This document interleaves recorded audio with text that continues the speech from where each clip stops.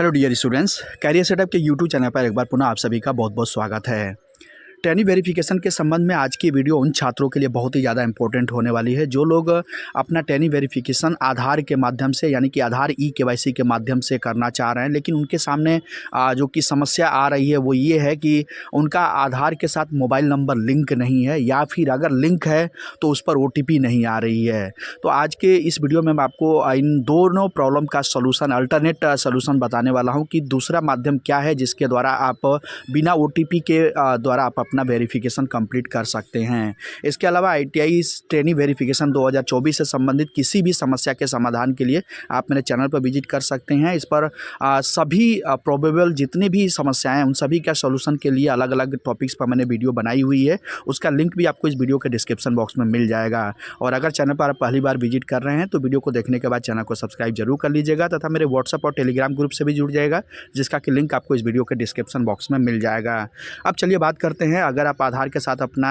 E-KYC यानी कि अपना ट्रेनी वेरिफिकेशन करने जा रहे हैं और ऐसे में आपके सामने ये समस्या आ रही है कि आपका जो मोबाइल नंबर है आधार के साथ लिंक नहीं है, या अगर लिंक है तो उस पर ओटीपी नहीं आ रहे, तो इसका समाधान क्या है। तो इस समस्या के समाधान के लिए आपको क्या करना है वो मैं प्रोसेस आपको बता रहा हूँ। तो ये प्रोसेस आपको पूरा ध्यान से देखना है। यहाँ पर देख रहे होंगे, आपके स्क्रीन पर दिखाई दे रहा होगा जो कि दो अलग अलग स्क्रीनशॉट मैंने अपलोड किए हुए हैं। सबसे पहला जो स्क्रीनशॉट आप देख रहे हैं ये मोबाइल इंटरफेस का है और दूसरा है लैपटॉप यानी कि कंप्यूटर इंटरफेस का है। सबसे पहले मैं जो मोबाइल का इंटरफेस है उसके माध्यम से बता रहा हूँ, उसके बाद आपको लैपटॉप की कंप्यूटर स्क्रीन के बारे में बताऊँगा। जब आप मोबाइल स्क्रीन के माध्यम से अपना वेरिफिकेशन यानी कि ई-केवाईसी करने जाएंगे आधार के द्वारा, तो यहाँ पर आपको देखने को मिलेगा कुछ इस तरह से। जब आप आधार के द्वारा वेरिफिकेशन करेंगे, सिलेक्ट ई-केवाईसी ऑप्शन, इस तरह से ऑप्शन आएगा और यहाँ पर जो एरो का बटन आ रहा है इस पर क्लिक करेंगे तो आपके सामने तीन ऑप्शंस खुलेंगे, जिसमें पहला होगा बाई आइरिस, दूसरा होगा बाई बायोमेट्रिक और तीसरा होगा बाई ओटीपी। तो जनरली जितने भी कैंडिडेट्स हैं मैक्सिमम कैंडिडेट बाई ओटीपी का ही सिलेक्शंस करेंगे, लेकिन अगर आप मोबाइल से इस चीज़ को कर रहे हैं यानी वेरिफिकेशन की प्रक्रिया कर रहे हैं, ई-केवाईसी की प्रक्रिया कर रहे हैं, तो उस केसेज में बाई आइरिस और बाई बायोमेट्रिक का जो ऑप्शन होगा ये अब आपके लिए हाइड होगा, विजिबल नहीं होगा, क्योंकि आपने अपने उस मोबाइल डिवाइस के साथ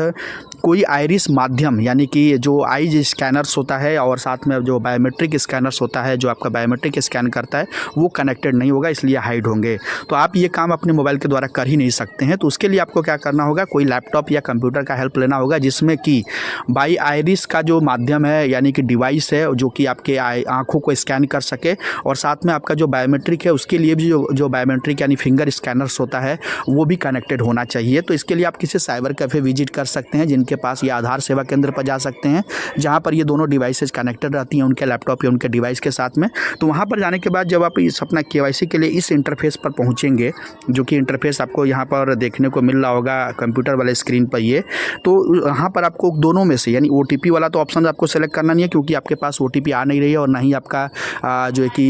मोबाइल नंबर रजिस्टर्ड है। तो आपको क्या करना है, बाई आइरिस या बाई बायोमेट्रिक दोनों में से कोई भी एक ऑप्शन का आप सिलेक्शन करते हुए फिर वहाँ पर अपना आइरिस या फिर बायोमेट्रिक वेरिफिकेशन करेंगे। और जैसे ये दोनों वेरिफिकेशन में से कोई एक वेरिफिकेशन के द्वारा आप प्रोसेस करते हैं और दोनों में से कोई एक सक्सेस हो जाता है, तब आपका जो वेरिफिकेशन है यानी ई-केवाईसी है वो कंप्लीट हो जाएगी। जब ये कंप्लीट हो जाती है तो आपको सेम वही प्रोसेस फॉलो करना है। आपको वेट करना है कुछ दिनों तक, जब तक कि आपका PRN नंबर फाइनली जनरेट नहीं हो जाता है। आपका डेटा जो फैच किया जाएगा, आपके जो ITI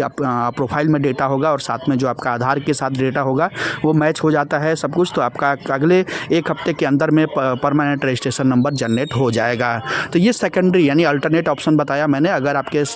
आधार के साथ मोबाइल नंबर लिंक नहीं है या उस पर ओटीपी नहीं आ रहा है तो इस प्रोसेस को जो कि फॉलो करते हुए आप अपना ई-केवाईसी की प्रक्रिया कंप्लीट कर सकते हैं। और अगर वीडियो अच्छी लगी हो तो चैनल को सब्सक्राइब जरूर करते जाइएगा तथा अपने दोस्तों मित्रों से भी इस वीडियो को जरूर शेयर कीजिएगा।